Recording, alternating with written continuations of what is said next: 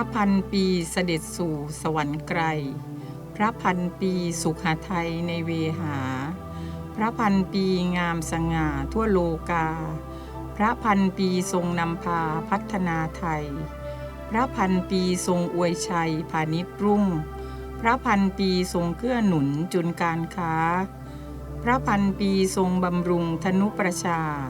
พระพันปีสถิตล่าพาณิชย์เอ่ยด้วยสำนึกในพระมหากรุณาธิคุณเป็นล้นพ้นอันหาที่สุดมิได้ข้าพระพุทธเจ้านางสาวฉัตรสุดาชุมแสงพาณิชย์จังหวัดสงขลาพร้อมด้วยข้าราชการและเจ้าหน้าที่สำนักงานพาณิชย์จังหวัดสงขลา